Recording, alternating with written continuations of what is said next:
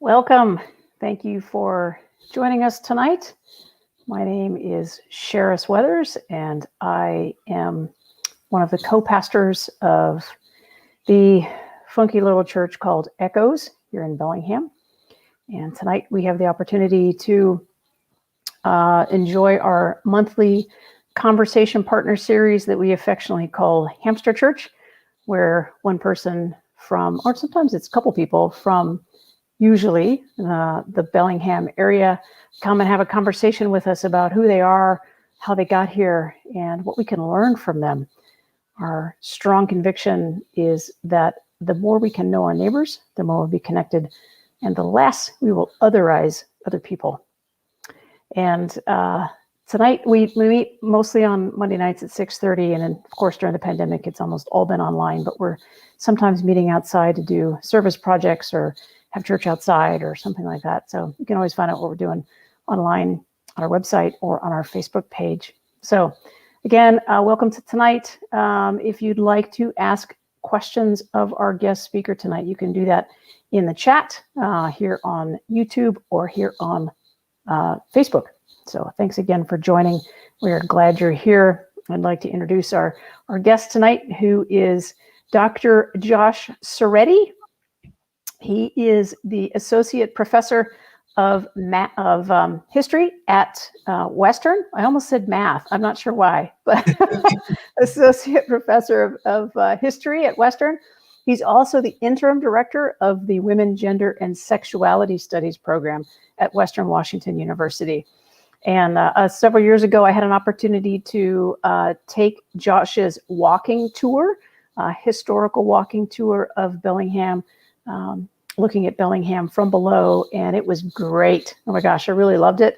And I've had a chance to sit in on some of his volunteerism activities, such as writing postcards to queer inmates. And it's just, he's doing really good work here. And I feel really, really lucky that we get to have him as our guest to hear a little bit from him. And if you have not seen the video that was made of Josh's tour, just Google his name and Bellingham Walking Tour and you'll get there. Or you can find it on our Facebook page where we put the link to it several different times. Be like, hey, watch this thing. It's great. It's about an hour long. And he can give you some ideas about the history of Bellingham. And he just does 1 mile loop. And there's so much in that 1 mile loop. It's really good stuff. So Josh, thank you so much for being here tonight. Really grateful. And we usually start Hamster Church with the same question, which is, what's kind of the most favorite or interesting thing that you've done in this area in the recent past? And that may take a little creativity, possibly in the middle of a pandemic, but. That's all right. I'm ready for it, actually. Okay, cool. I wouldn't, if you had asked me this question last week, I think I would have struggled more because, yes, interesting activities have tapered a little bit temporarily due to the pandemic. But actually on Saturday, though, I went down to Oak Harbor to the Blue Fox Drive-In because they were having the Seattle International Film Festival. Since all those small theaters are closed, they're doing a number of showings at the drive-in, and they did an Indigenous film night. And so we got to see a feature film by Tracy Deer, who's a Mohawk director. It's called Beans. It was really good. It's about a teenage girl who's coming of age amidst the Ganasatake or Oka crisis in the early 90s, which is this conflict between the Canadian state and Mohawk people. And it was well done. It was exciting. It was a great story. And then it was followed up by a documentary called Sound and Fury by Muskogee documentarian Sterling Harjo. And it was probably done in, I would say, like 2019, right before the pandemic. And it really was a great look at contemporary, at like a young emerging generation of Native artists and musicians. And so both were really good. I don't know exactly how many opportunities there are to see them right now, but I'm sure they'll be streaming in the coming months. So Beans and Love and Fury at the drive-in were definitely the most fun and exciting thing I've done in the past couple weeks, for sure. Wow. And actually to have movies like that at a drive-in, that's pretty cool. Yeah, it was unconventional, and it was, they have the the signs for the, Marvel Cinematic Universe movies and the popcorn fair, and that's got its place too.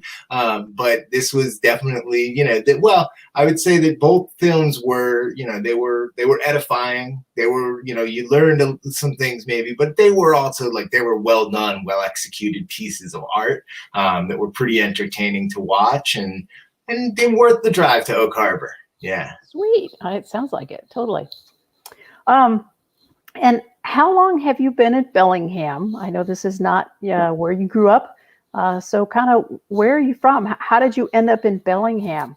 What you work at Western, so that might be my guess as to what got you here, but when and how and what happened there? Yeah. So I moved to Bellingham in 2014. And that was to take a job at Western. And so that's what brought me here. And I didn't know anything about Bellingham before learning about Western, really. And I had very little experience in the Pacific Northwest. And so I'm originally from Lowell, Massachusetts. And I went to college in Connecticut. I got my master's degree in Costa Rica. Then I lived in Chicago. Then I got my PhD in Buffalo, and then moved here a few months after finishing up my PhD in Buffalo in 2014. And that's quite a journey. I mean, that is a really big journey.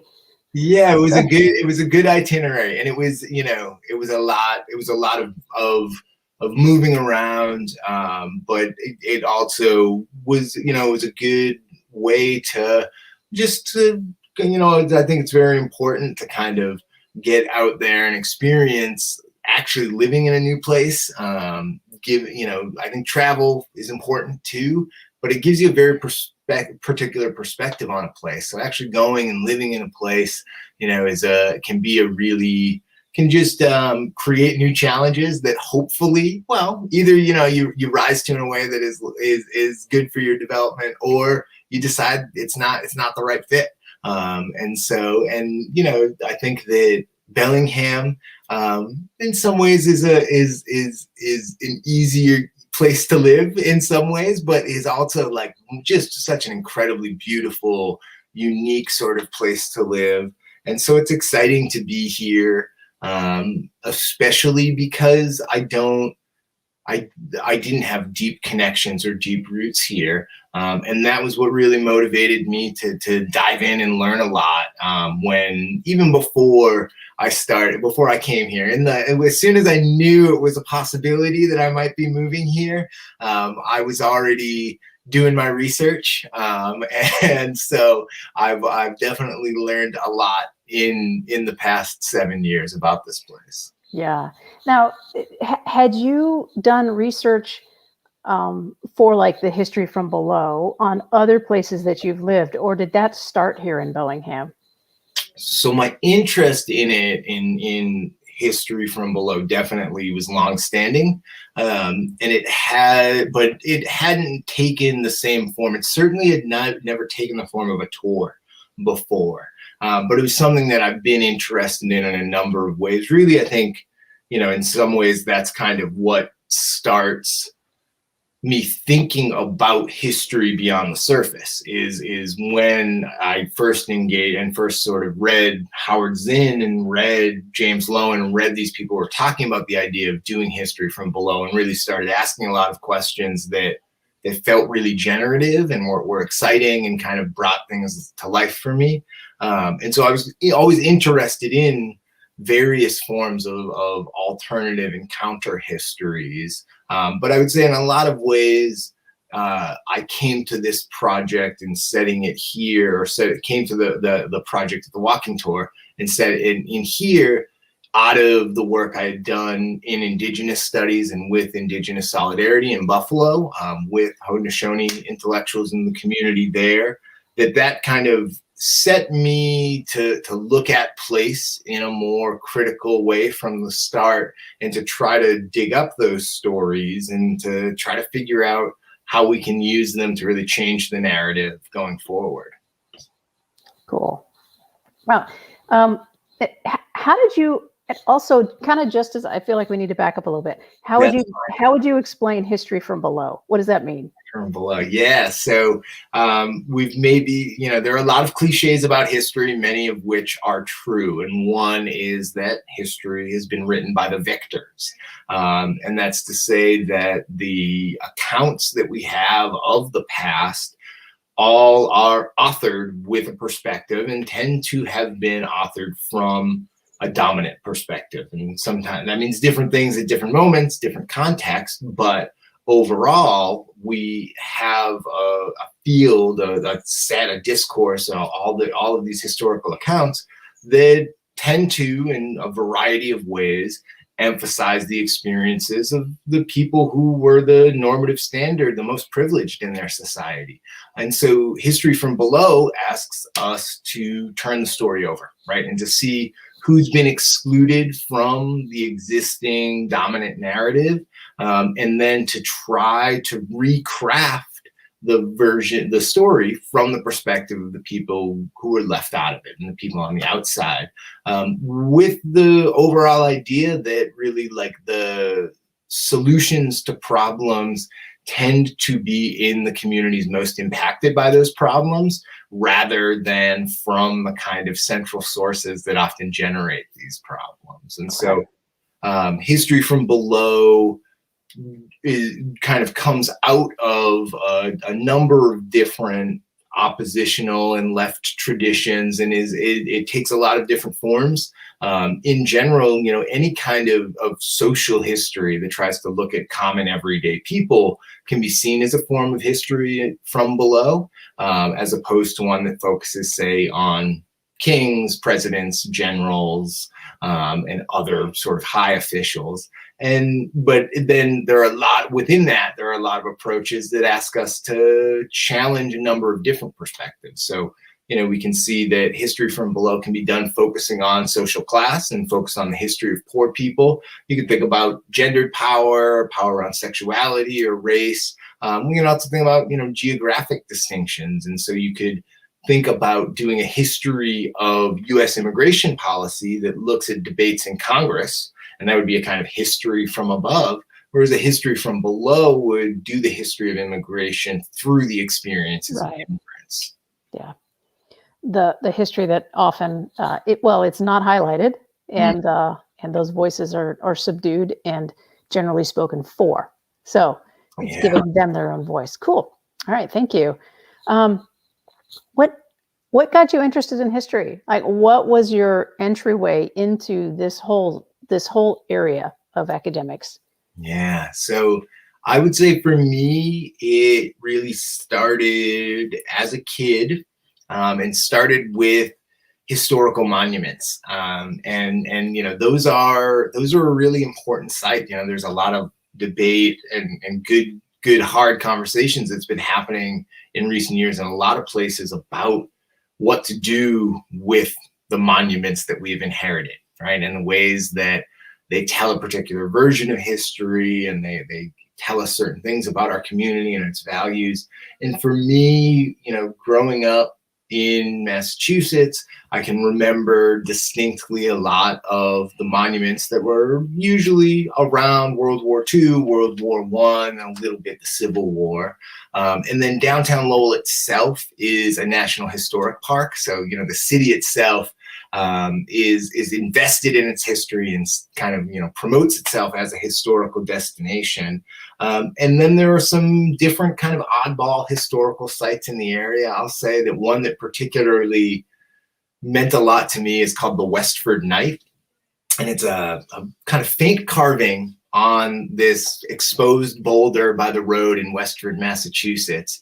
And at some point, people got it in their head that this was a carving left by this pre-Columbian Scottish explorer, William Gunn. And they kind of, erected a monument around it. And this was the grave of the Westford Knight. And of course, most likely, if it's not just scratching, from glacial processes, this was a carving that was done by some kind of Algonquin, Pennacook, local indigenous people, but was taken up as this kind of story to sort of project European settlement, even further back, and to connect it specifically to a pretty undistinguished place in Massachusetts. And this was something as a kid that was kind of fascinating to me. And as I got a little bit older, started to realize that this was more legend than any kind of accepted history, let's say. And it led to more, thinking and more kind of just having this moment of recognizing that what's written in stone isn't always what happened. And that started a lot of curiosity. And I think that I was pretty young. I think I was in 8th grade when I first read some Howard Zinn that my older sister gave me. And that also kind of set me off, was an important thing that just kept putting me in contact with more and more opportunities where I felt like history would be a really useful tool right now. And if I understood the history of this, I could do something more about it. And so there was an ongoing process of, as I kind of worked on emerging as an activist and an organizer, I was also emerging into being some kind of intellectual around these issues too. Wow. Okay, that's so young. You were young when it was interesting to you. Yeah, that's cool. Yeah.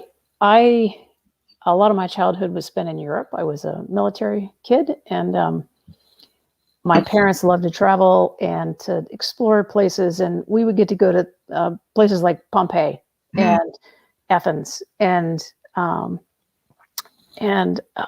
it was, and to see cathedrals and all that, and to walk into these places, and particularly Pompeii. I mean, Pompeii it is shocking, because the people who died in that particular natural disaster got encased in ash, and they've been able to completely give a cast of their bodies, how they died, what their faces look like. There's even a dog, and you're like, these were real people. It gives form to something that is just something that exists on paper, and then all of a sudden there's the body of someone who died all that long time ago, and it creates this three-dimensionality to it. And when I ended up in graduate school for theology, Christian history, church history was the thing that sparked my imagination more than anything, because it was like, this was an argument that happened however long ago, and it's affecting us today. And so if we can look back and see how we came to those conclusions, then we can see that there's different conclusions to have if we bring up the argument again.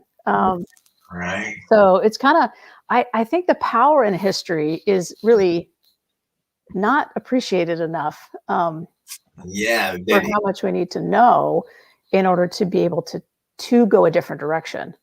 This isn't the way it always has been, that type of thing.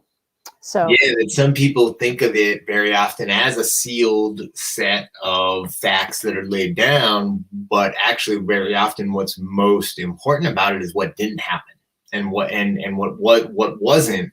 We can learn a lot from the histories of failures, but those are less present in the record, because very rarely do people build a monument to their failures. Yeah. And the importance of looking at the history from below of those who haven't been voiced, because the history is shaped and given a particular direction and a bias by those who get to write it. Yeah. I had a chance to take, it was required, history or philosophy of history class. And it was the first time I was like, what? You mean this may not really be how it happened, or it's not the whole story? Or, I mean, that was kind of mind blowing to be like, what history are we paying attention to? Right. Yeah. So, yeah. So your work is great as far as what you're doing. I will commend again Josh's video to anyone who hasn't watched it. It's part of a larger video. It's an hour that's kind of in the middle of the video that you can find online. And he ends it in front of the old Whatcom courthouse. And one of the things he says that is so, I think, memorable is that 100 years ago, well, from 1850, early 1850s, when Roeder and Peabody showed up, they were there was very, very few white folks, settlers here. And then 100 years later, the census shows that 99% of the population in Whatcom County is 99% white. And Josh says, in any other context, that would be considered an ethnic cleansing.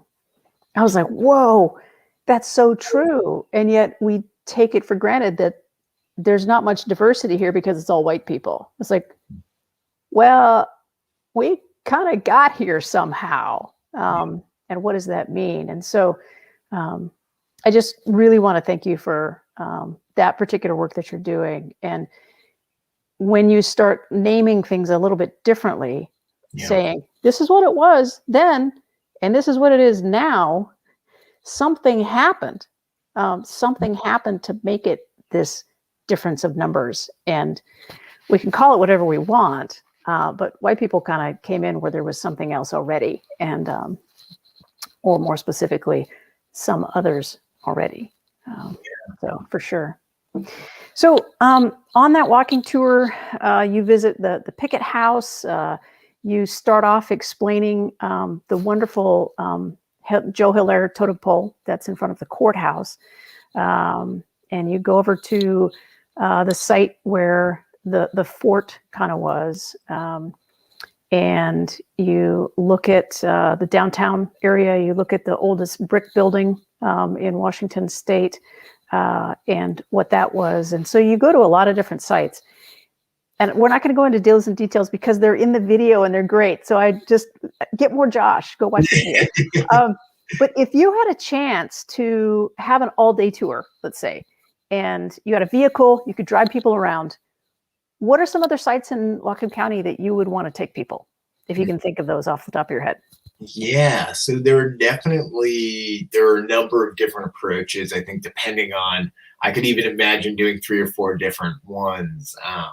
And I think that in one sense, I do think that Whatcom Creek is one of the key characters in my tour, and is a really important body of water here. I think there's also a lot to be learned about the city and its history by spending some time on the other bodies of water in town. And so, and again, I try to think about how can we tailor this to be the Bellingham way. I'm not much on the kayak, but I do think doing a tour where we went to the mouth of Chuckanut Creek and then traveled north to the mouth of Padden Creek, then up to the mouth of Whatcom Creek, and then to the mouth of the Nooksack. So kind of, going from Chuckanut Bay and then circling up Bellingham Bay. And the wise kayakers in here might recommend going in a clockwise direction instead. But I think that would be a great tour, because I do think that so much of, for many of us, our experience of this place is really defined through the highway and through the streets, and that's our way in and out. Maybe the airport for some of us, and maybe a little bit the train station, and some of us get out on the water, but that really the maritime history of this place and its connections through the water allow us to tell the whole history of this place, and one that really extends back further than Roeder and Peabody and further than those changes as well. And so I think, that would be a really exciting thing that I would love to do. There's a lot of, important history to learn about, further out in Whatcom County, about the Stickney Mission School and a number of other sites, out at Nooksack and all along the Nooksack Valley and River. I don't necessarily, in terms of thinking about a tour that has that harmonious loop, though, I really think about getting out on the water and getting out on the bay a bit would be the thing to do. my focus, though, or at least my imagined focus in some sense, because I haven't really started yet, is actually really kind of bringing it in even a little tighter, though. And I'm thinking about working on a tour that focuses a bit more on Western's campus, drawing in both some of the history that I'm talking about in this tour that's about the region and its broader story, but that would also involve the history of the school and the history of student activism and people who don't have a building named after them on campus, and people who are left out of the kind of the narrative of Western one way or another. And that's one that I think, just brings it even closer and more local to me in a sense, in that that's the place. Normally, it's the place that I work. I now work from this home office, but soon again, I will work from that place. And I think that, in the coming years, I'm considering and thinking about, I haven't actually started yet, so don't ask me to do it, but I would like to do a tour of Western's campus. Yeah, that's a great idea. And the kayaking idea, I mean, it kind of harkens back a little bit to your introduction of the totem pole in front of the courthouse, which is Peabody and Roeder are in the canoe. Yeah. They don't have paddles. And you talk about that, not coming here with being skilled in paddles and not being skilled in how to be here in this land and to be able to provide for oneself with the know-how of the ecosystem and how to respect the land and all of that. So it's kind of interesting that you would say a kayak tour because it would require you to have a paddle in your hand. Right. So, wow, that would be really unique for sure. So thanks.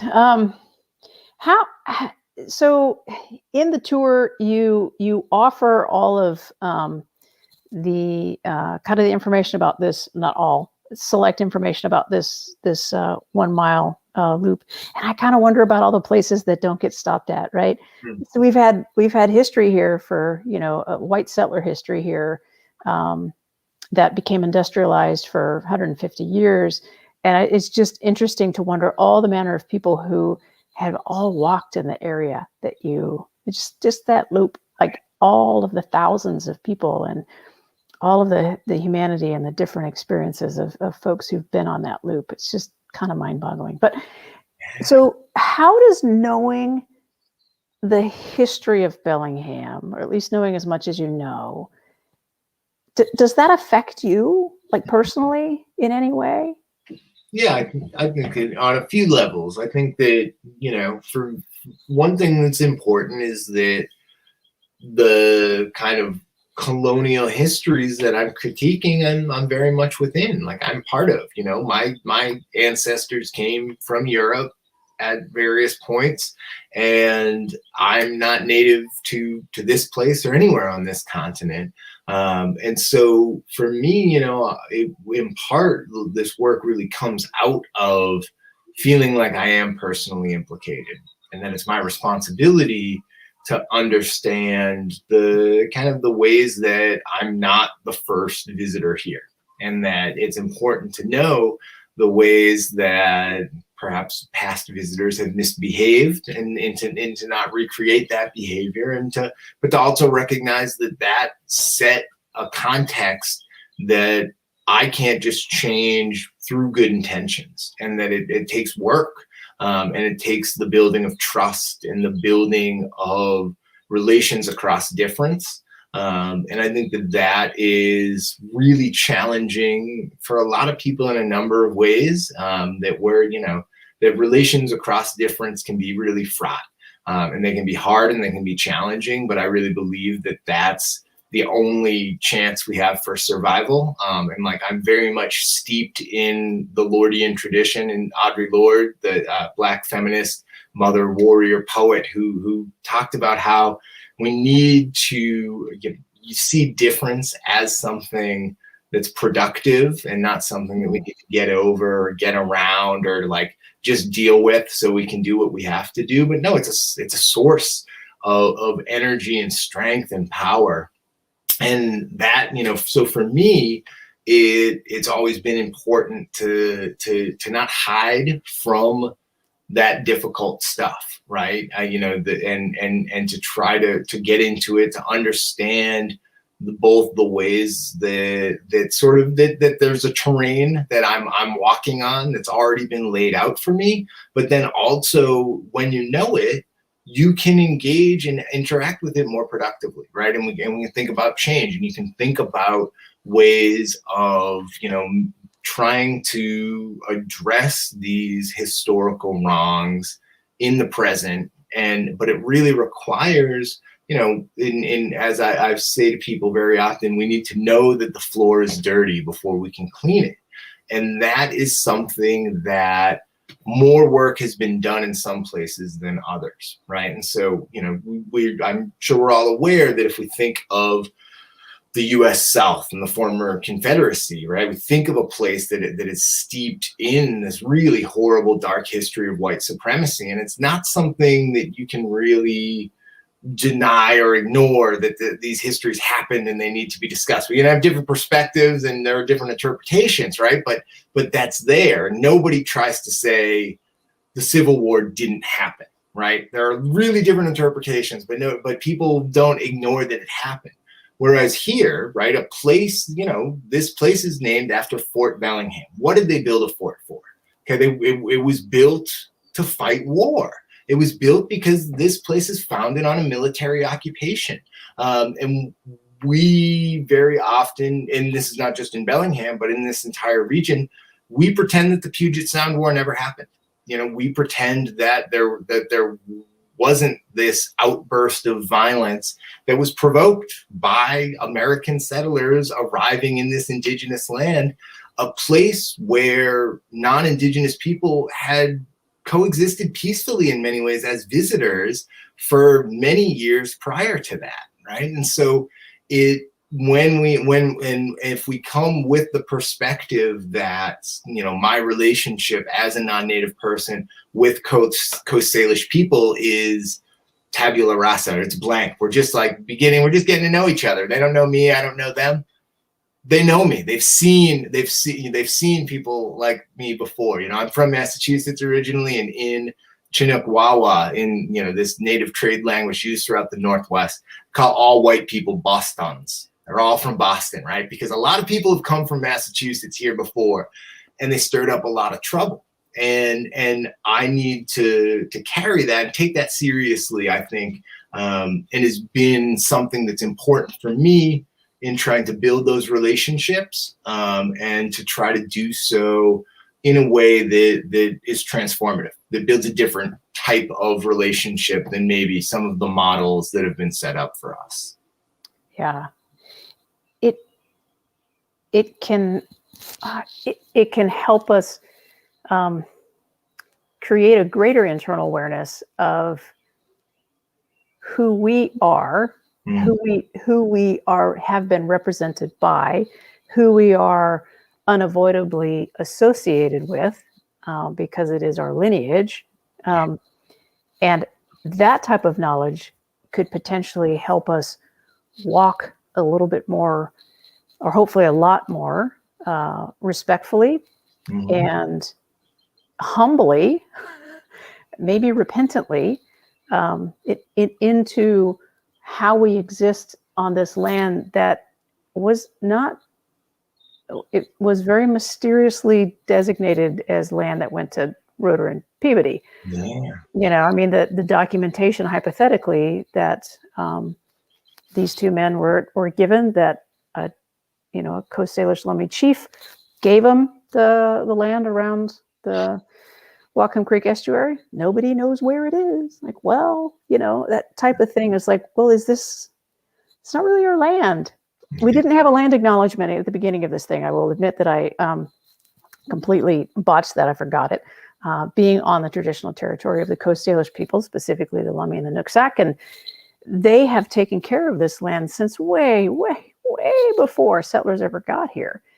And knowing that as well, being able, for me at least, being able to rely upon their leadership for how we take care of the resources, the natural resources here, is, it can come in with and pay attention to a lot of people with degrees and academic lists, that go quite long, or a big work history and all that, and be like, you know what? I think maybe just talking to an elder might be even more helpful. Someone who has been connected and has been related to this land since time immemorial for generations and generations and generations. So I think having my eyes opened for what knowledge is and where to find it, and how to submit to those who have gone before, and how to humbly accept the damage that my predecessors and that I continue to do.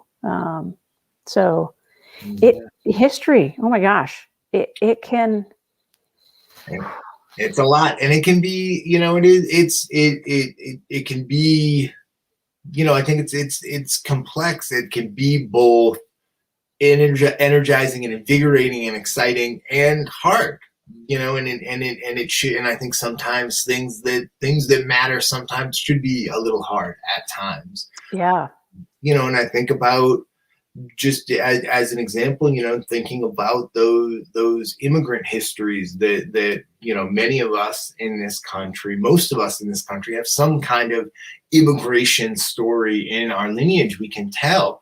And we need to hold that complexity that very often in U.S. history, immigrants from a lot of different backgrounds were discriminated against and had really incredible odds that they overcame, really, really terrible struggles that they didn't need to have, right? But they did, and that we benefit from that. And that at the same time, that was happening within these broader systems of white supremacy and settler colonialism. And so, I have Italian and Irish immigrant forebears who suffered and were discriminated against, but they were also discriminated in favor of, because as people from Italy and Ireland could migrate here at a time that there was a ban on anyone migrating from Asia. And that has a real impact, and, tied in with a lot of other history that, we don't need to get into all of it here, but just at a fundamental level, that it's important for me to acknowledge that whatever suffering they went through, it was also happening within the conditions of systematic privilege that I inherit as somebody who inherited citizenship here and was born into this. And, it doesn't mean that it's all bad or all good. We want to take that and try to hold that complexity. And I think history can be useful for that, because it usually shows us that there was way more going on at any one moment than we can fully kind of ever put our hands on. And so that we're always trying to salvage what's useful from that wreck, from that mess and riot of events and color and people's comings and goings. And so history can sometimes, even though sometimes it's told as that single story, can also be an exciting way to preserve that conflict and preserve that difference and disagreement within a moment. Good point. Yeah. One of the things that Echoes has had a chance to do for Easter, we've done it at least 4 or 5 years, is we've done a little bit of a tour as well. And it would start in front of City Hall. And we would head over to the courthouse, and we'd read important texts about the arrest of Jesus, look at the courthouse and the jail, and then we'd head to the creek and talk about the beating that Jesus would have before he ends up on the cross, and talk about the destruction of the creek.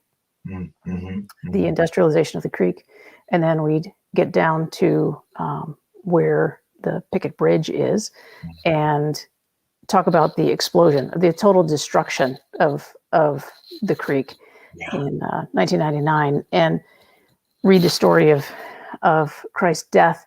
But then we'd cross over into the park, and we would into Maritime Heritage Park, and we would look at the fish hatchery and what it used to be as the sewage treatment plant.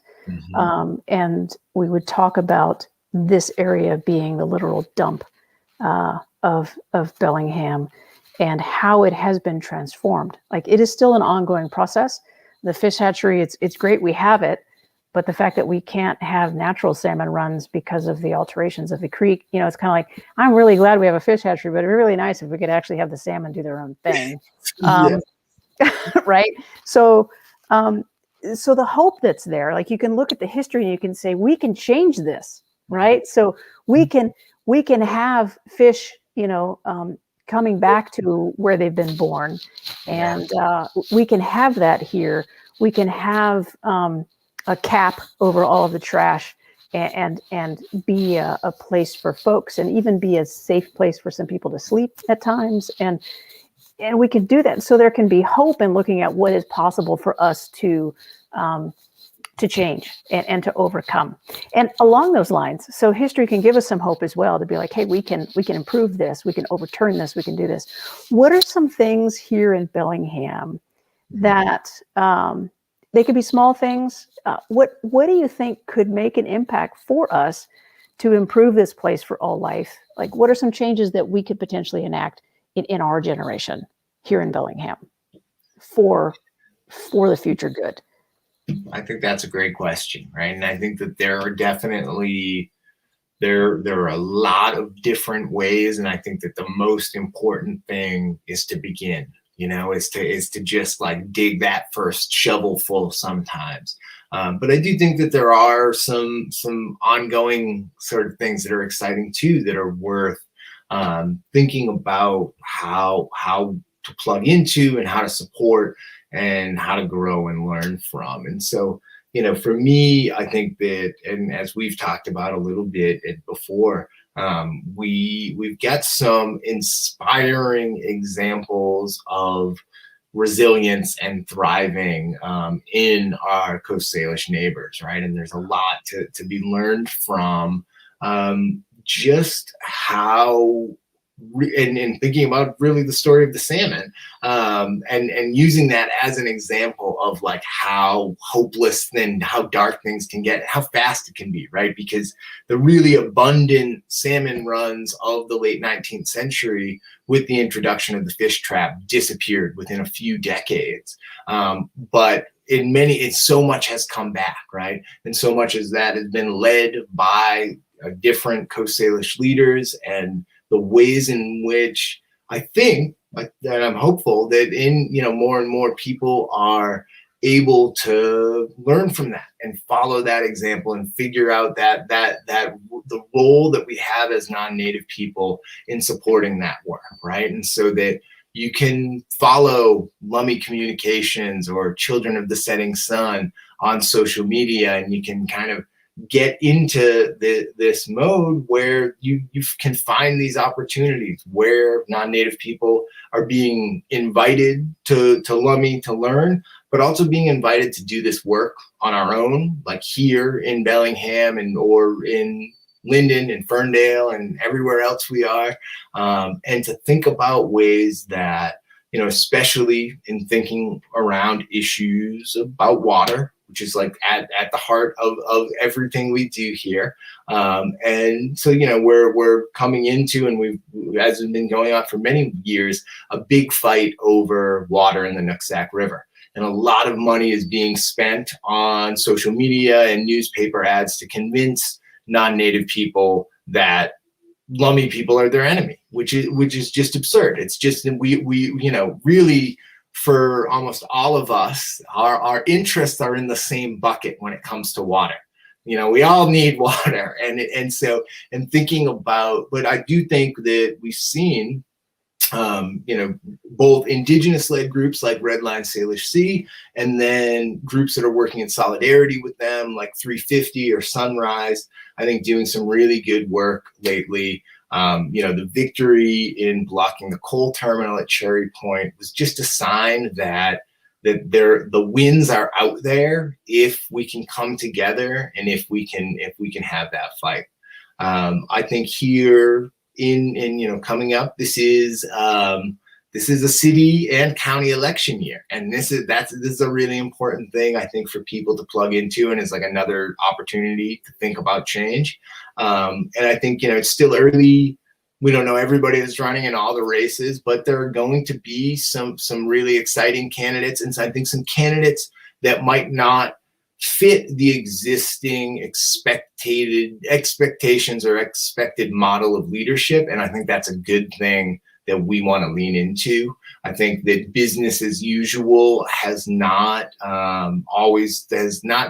serving us well in government right now, and thinking about ways of bringing a lot of the voices that haven't been at the table, and in my understanding, Roxanne Murphy, who's Nooksack, was the only person of color to ever be on Bellingham City Council.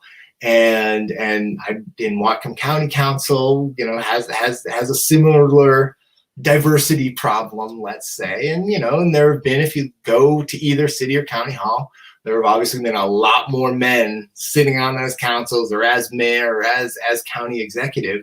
And so we've got like some basic representational issues to like catch up with the demographics of this place.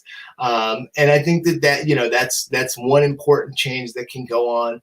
There are also going to be some voters initiatives coming up in the city, and maybe at the county or state level too, that could be really important and are a great opportunity for people to directly influence politics, and I think could be really exciting. So the People's First initiatives 1 through 4 in Bellingham, I think that really there's a lot that can be done at that local level in a city of 90,000 people, a county of 220 or 250,000 people.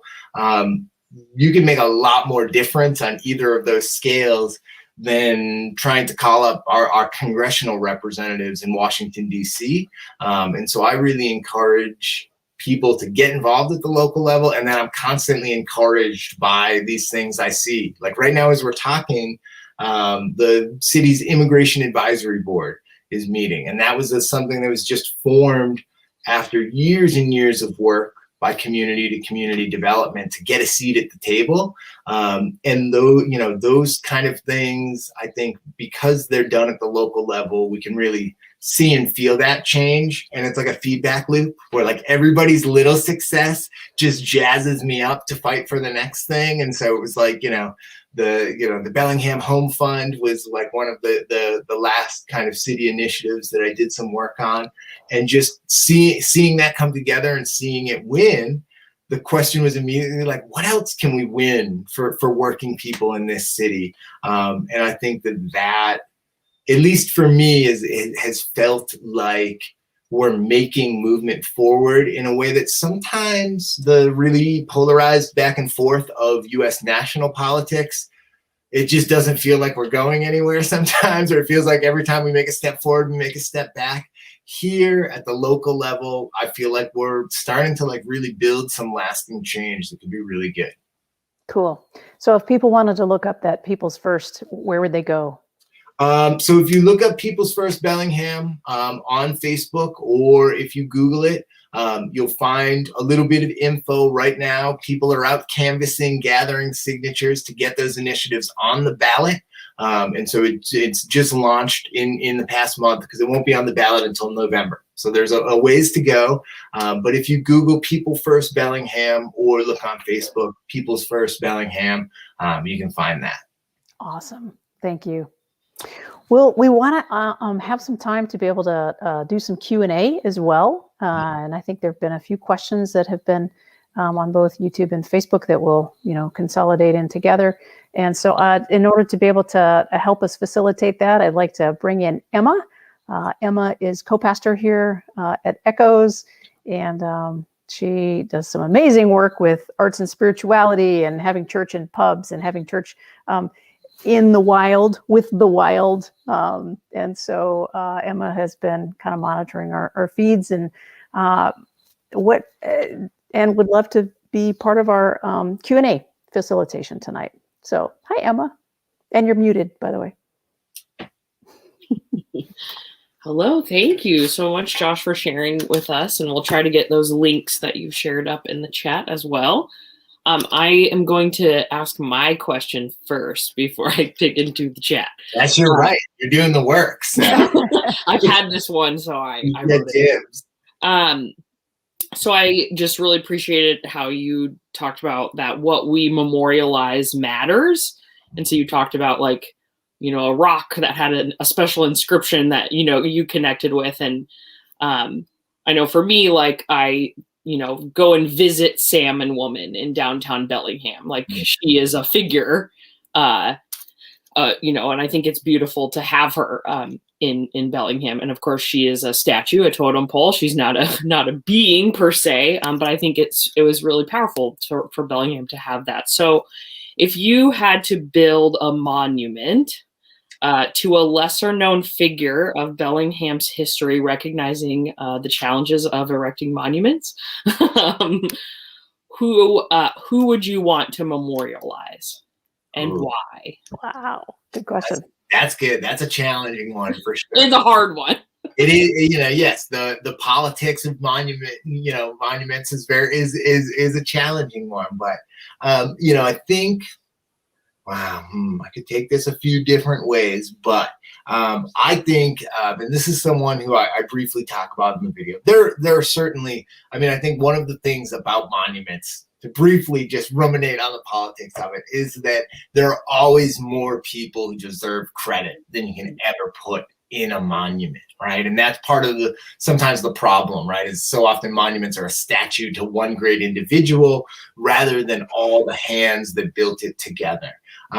But I do think, and one of my favorite figures in local history is Joyce Stokes, who worked in the canneries and then worked as a madam in Bellingham, and then gave her inheritance to the university to establish a scholarship to help keep people in school who are facing financial straits. And I think a monument to her and all of the working women of Bellingham, which have taken many different forms, is kind of the monument we need. Like monuments are the gender imbalance in this country in terms of the number of statues of men versus women is one place where the glass ceiling has not been shattered, let's say. And so I think, finding a way to, and I think, it's important to think about, stepping outside of some of the conventional definitions of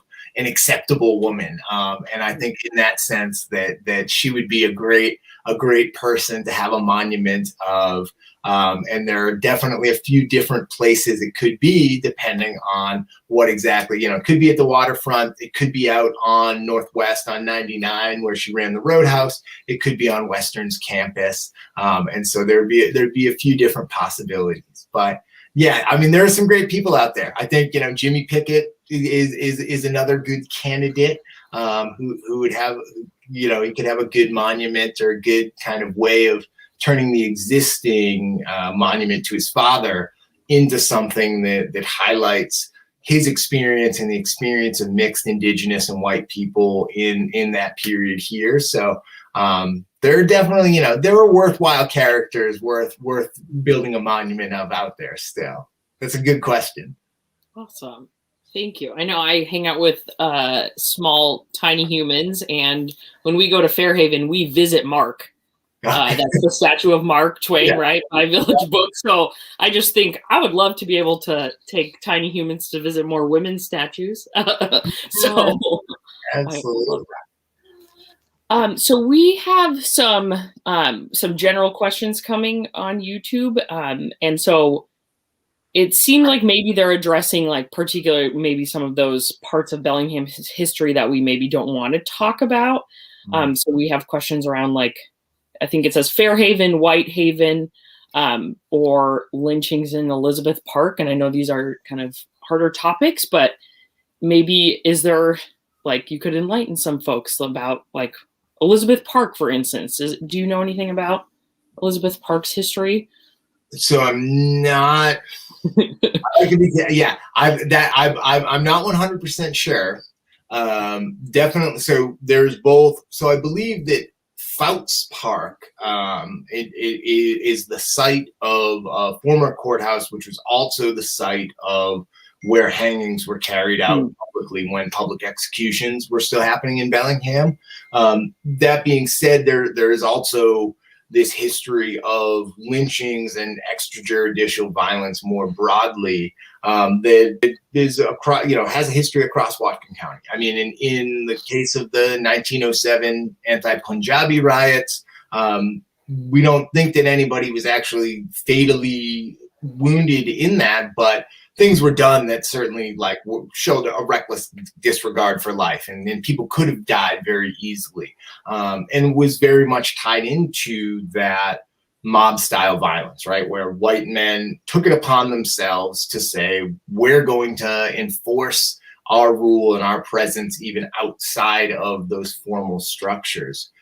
There's also there's a somewhat famous lynching that took place of a Nooksack man at the Nooksack Crossing, that's sometimes written about as like an old-timey Western murder in Whatcom County, but was again tied into this environment of racialized violence that was very much a sort of an outflow, and you could even say a natural outflow of the violence that underlied white presence in the West. You know, people wonder why are cowboys always shooting at each other? Well, they weren't shooting at each other at first, and so I think that it's something that, again, depending on how we tell the story, we can tell it as, here is this kind of, this adventure or this Western or this horror story. But then we can also, tell it as a way of thinking about how we continue to live in a county that over-incarcerates, especially Indigenous men and women,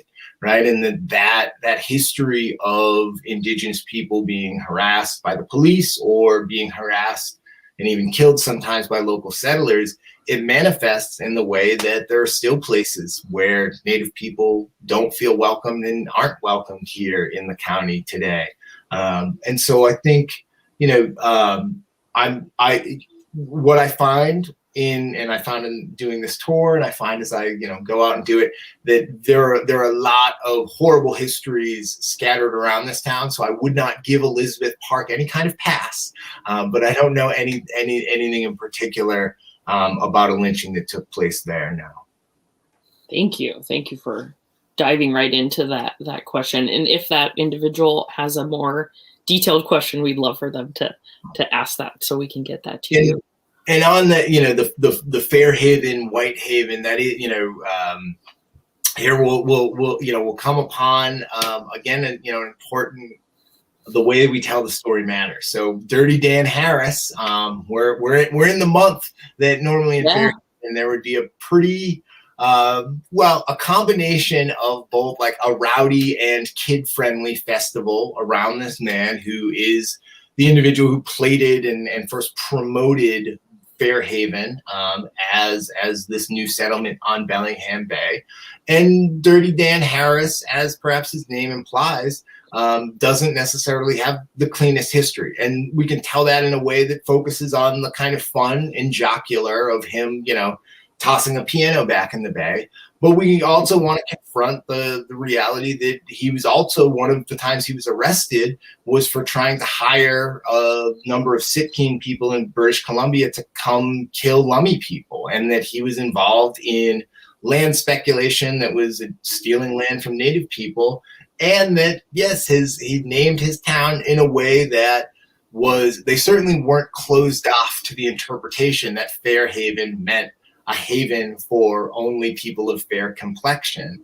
And that wasn't necessarily the only thing at play. There was the Fairhaven, Massachusetts was an influence on that. But at the same time, we can see that it's tied to more broadly in the English language, the way that white and fair is associated with good things, and very often terms about black and dark are associated with bad things. And this was something that Harris cultivated, right? It wasn't something that he was in any way opposed to. And it was something that obviously in terms of Indigenous people is not a hero and is not somebody that even necessarily would feel appropriate to a lot of people to joke about.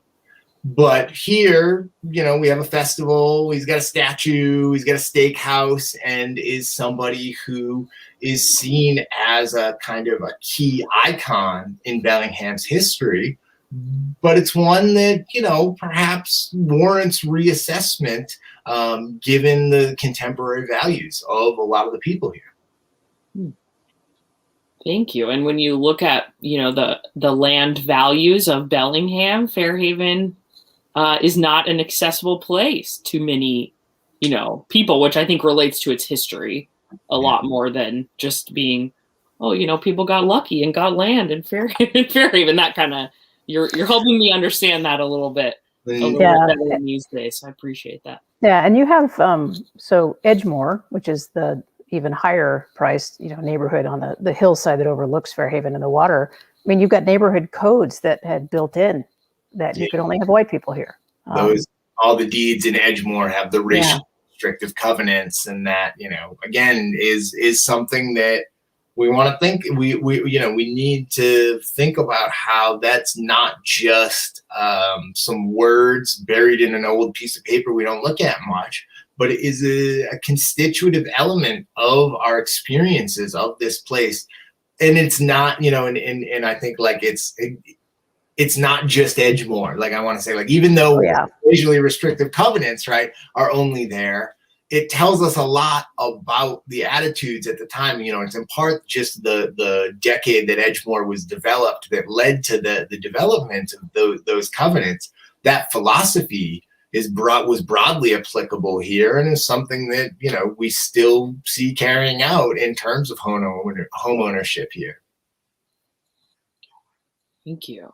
For sure. So what you briefly mentioned, some things seem like they're just words on paper, but they often have really long-lasting consequences. So we have a question about the Point Elliott Treaty, and I would love to assume that everybody in Washington State and Whatcom County knows what the Point of Elliott Treaty is, but we don't always know. We don't always know those things that happened long ago. So if you don't mind giving a tiny brief history of that, would be awesome. And the question is, was the Point Elliott Treaty imposed on the Coast Salish as a result of the Puget Sound War?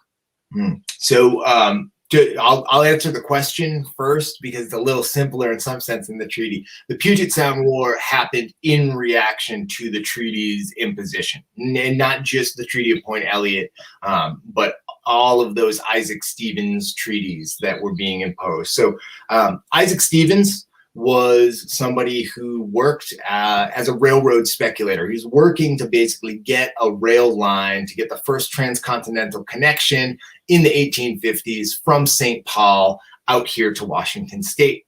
And he got himself a job as the first territorial governor under the presumption that he would get all of the tribes to give up all the land that was needed to run a railroad across what was initially, when this was all kind of being talked about, was still Oregon territory. It was before the creation of Washington territory. He becomes the governor, and within a year executes a series of treaties, about a dozen treaties. In a few places, they can't get a treaty to happen right away, but all of these are complicated events, right? And treaties are really complicated things. But Stevens found, in every case, he found enough people to sign the treaty to satisfy him and to satisfy people in the U.S. Senate. But it was a very contested process, and it was often those people who most vocally and then sometimes violently opposed that treaty process that were the people who, like Chief Leshy, who's executed during the Puget Sound Wars. So the Treaty of Point Elliott, it's signed in January 1855 at Mukilteo, which is down the Everett area, and it basically applies to the area from South King County all the way up to the Canadian border, everything west of the Cascades and east of the ocean. So it kind of ties Whatcom, Skagit, Snohomish, and King County into this common unit.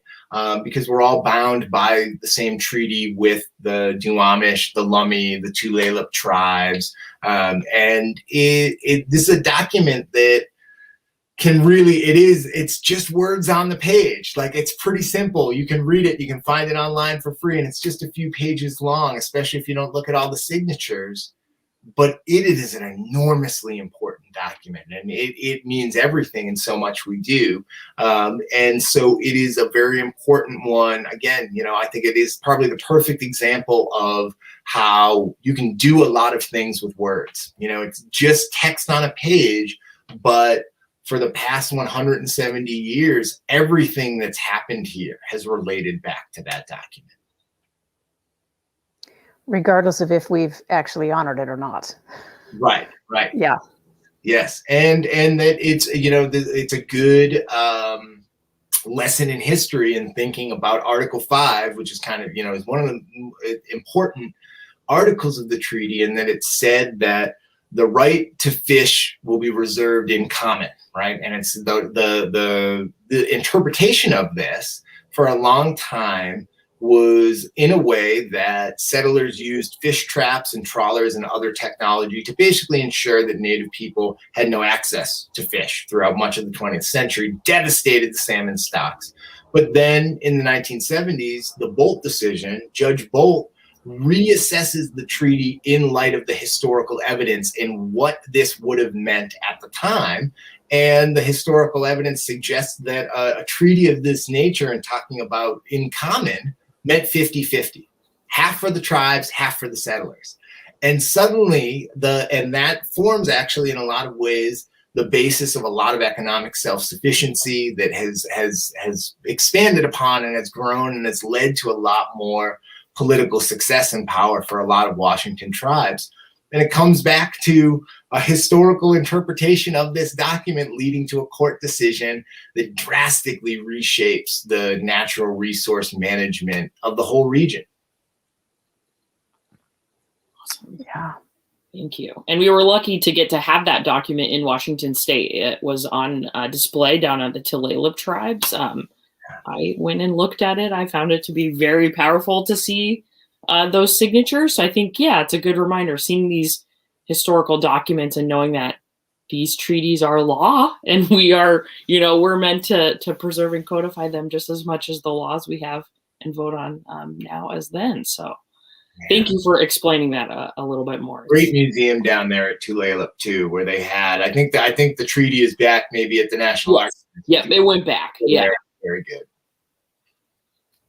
Wow. Josh, is there anything that you would like to be asked before we're done? Well, I don't want us to have to stick around any longer. I guess I always like to ask people what they're reading, and find that fascinating. And I'm just about to start a book called Emerald Street, which is a hip hop history of Seattle by Dowdy Abe. Just came out last year. But the book that I just finished most recently, I'm going to recommend for people because it might be more broadly of interest because it's a novel, and it's a story. So Sherry Dimeline is a Métis writer from Southern Ontario. Empire of Wild is it's a kind of like horror adventure. This woman is trying to reclaim her husband who has been lost to, she believes, a Rougarou, which is, well, there's a lot to take in here. You know what? I'm just going to say, if you're into a kind of, and it blends together both like Anishinaabe, Indigenous American, and European mythologies around wolves, and is like a cool adventure starring like a woman in her 30s who's trying to figure it out. And yeah, Sherry Dimeline, Empire of Wild, good read. And an exciting story. So I'll end with that recommendation. Wow.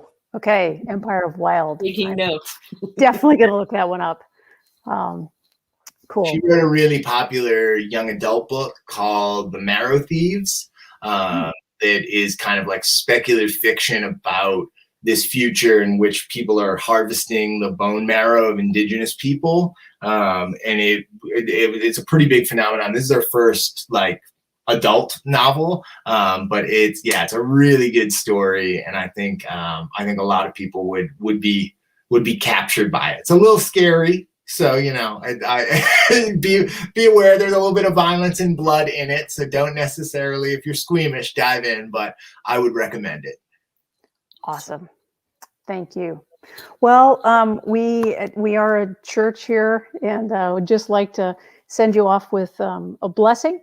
And we are grateful for the work that you do. And Bellingham is benefiting. Your students obviously benefit from the work that you're doing, but Bellingham itself is benefiting too. And so we pray for your work to increase, and not necessarily in workload, but the scope of your reach will increase, and that Bellingham indeed can become a place that is nourishing in good ways for more people who may not necessarily look like us.